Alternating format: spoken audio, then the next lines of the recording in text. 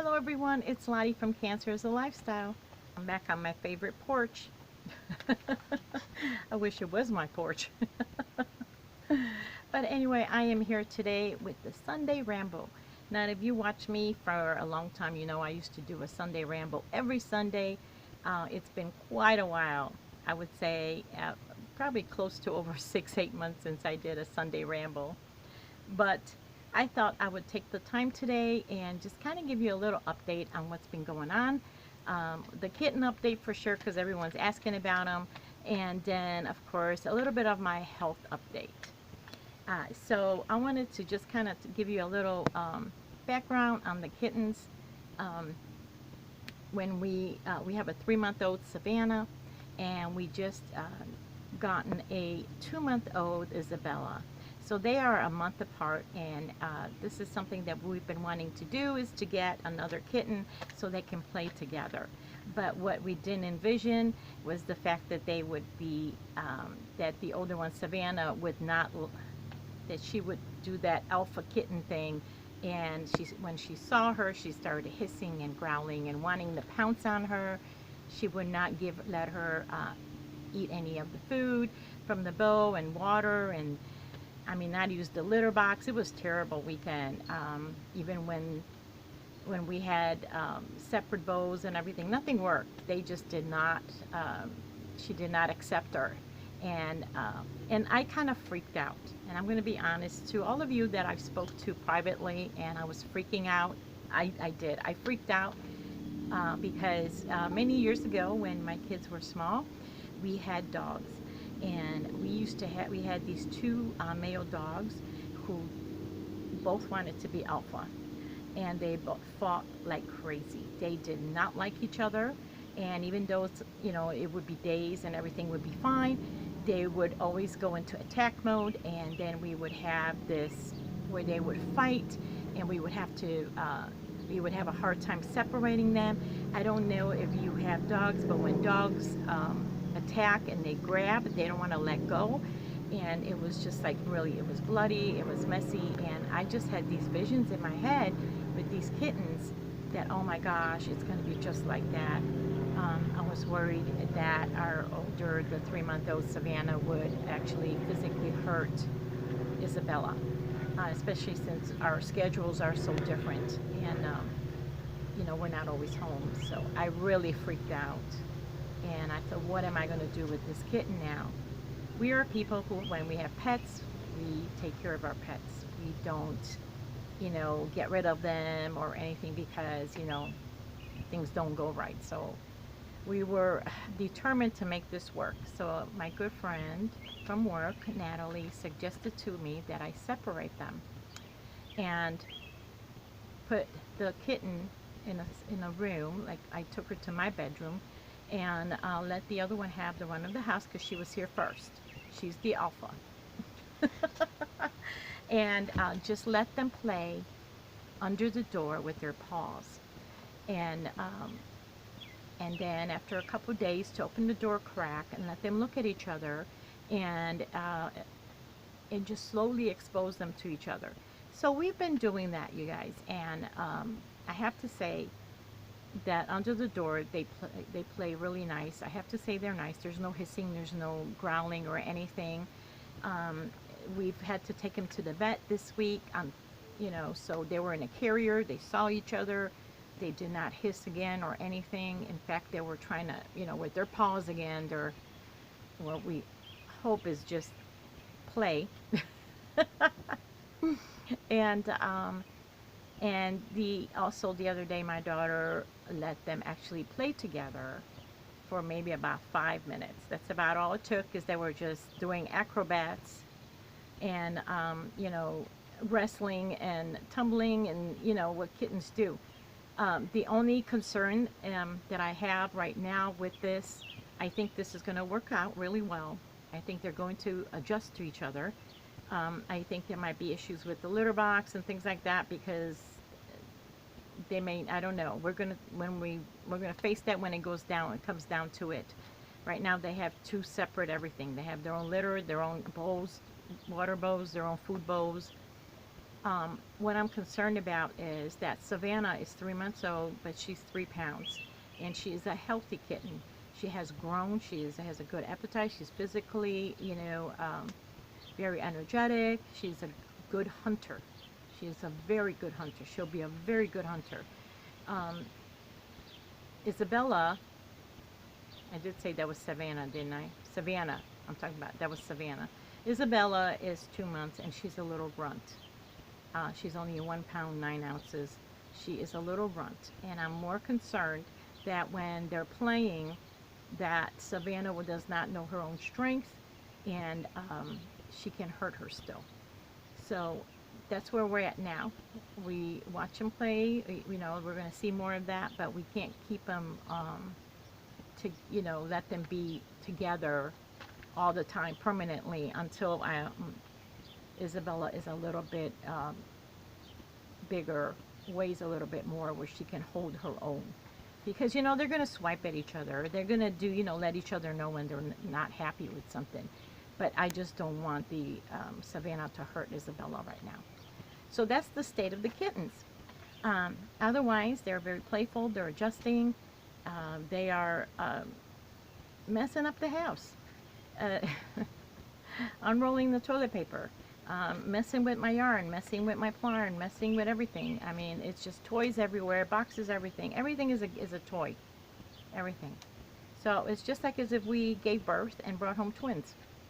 That's what it feels like right now. And it's kind of funny because I was thinking to myself that it's funny what we take for granted, because just something simple as walking from room to room without any thought,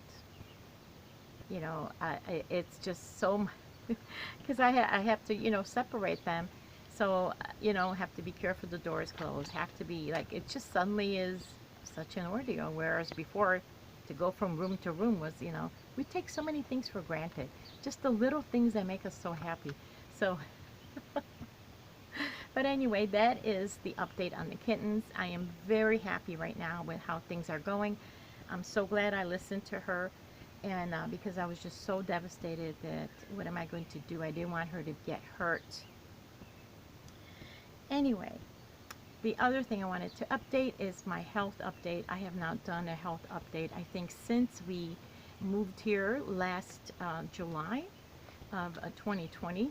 And yes, we moved in the middle of COVID. Everyone thought that we were crazy for doing so, but I think it was the best thing we have done. Everything happened so smoothly, and probably no challenges, nothing. There were no problems in doing that at all. But we wanted, when this new year rolled around, we wanted to focus on living as normally as possible, especially since of COVID last year.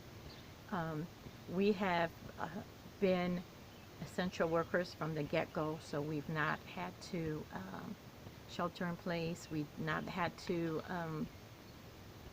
worry about our jobs or anything. In fact, it seems like we would work extra hours, more hours, harder, because the shortage of people out there right now.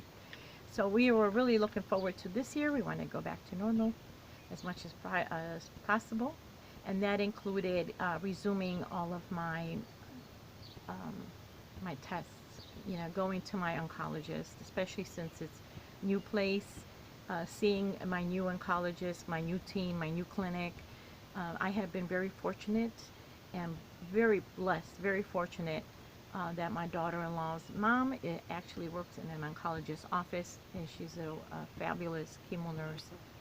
This whole transition into starting a whole new team, a whole new everything, facility, insurance, everything, she just really made it smooth sailing for me. Like I didn't have to do much of anything. She took care of everything for me. Really, I'm grateful to Mary Beth for that. You can see the skill of a professional in how they treat you. And I've said this so many times over. She's a real chemo nurse. My port, they didn't puncture me for anything. Everything was done with my port. Everything. That is just, because, let me tell you, A lot of nurses, if they're not like a surgical nurse um, or a chemo nurse, they don't want to deal with the port. They don't. I think the port scares them. So and that makes a whole huge difference, this part. So I was very grateful. I had probably one of the best results I've had in a long time. My CA 125 is a 3, which I've always maintained a 7, between a 6 and an 8. I'm a 3. I can't even process how well my results were. And right now I am at 4.5 years in remission, which is tied. This is the longest I've ever gone. And actually in about another 2 months or so, I'm going to beat that. And it's going to be 5 years in October. And I can't even imagine or think about what that means, to be in remission that long, because my cancer came back 4 times. So I've been in and out of treatment in the last 14 years 4 times, and I don't know, it just seems so strange to me. So I somehow in my mind, I never thought of myself as a survivor. I always thought of myself as a patient that is waiting for the shoe to drop, you know. So now I'm beginning to think of myself as a survivor. Might actually be a possibility that I may be a survivor for good. Wouldn't that be fantastic? So yeah, all great results. Even with my CT scan was great results. The other thing I took care of was my mammogram, which of course my mammogram, I never passed the screening. I always have to go back for diagnostic. This time around, I had a little bit of like in my mind, because I would go for my diagnostic and that would be it. But this time they actually ended up doing extra imagings, and then they did an ultrasound there, and then the doctor wanted to do the ultrasound again himself. So I was just, for a minute, I was like, wow, what's going on? But it was all good. It was just, they were just taking precautions because it's a new facility, a new hospital, new doctors, new everything. And so everything is all good. So all my screening, everything is taken care of. It's such a great relief, um, you know, to be, all of that is done. I'm all for preventive medicine. I love that. I'm all for it. The more we can do to prevent or know as early as possible, the better. So the only thing left now for me on that stint is just my dental, and to kind of resume my back to my finding a dentist. I'm in a new location, new insurance, new everything. It may be a hassle, but it's also a good sign, because like I said, everything stopped in 2020 because of COVID, and it's really nice that things are kind of resuming back to normalcy as much as possible. So all of that is looking good so far. And yeah, so now we just have the dental part to take care of, and like I know I need a root canal, and so yeah, that's very exciting. Summer it may be hot, it may be just really rainy this year, and it's humid. I'm sitting out here, but it is so hot. But summer has a lot of good things. You can eat a lot of fresh fruit, enjoy your garden. We gardened this year for the first time. My son did for the first time. It's a beautiful garden. It came out good. There's some things that fail, like they always fail. Not everything's perfect, but I'm really proud of him. It's really a deep sense of satisfaction to cook with what you made yourself.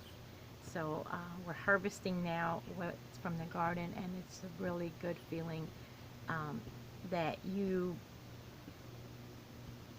garden, you provided for yourself. You were self-sustainable. You did not have to depend on the grocery store. It was just it's really nice. So I know that we only have only maybe 6 weeks or so, and then summer will be over, and fall will be here. So you gotta go out there and just enjoy what you got here, even though it may be hot and humid.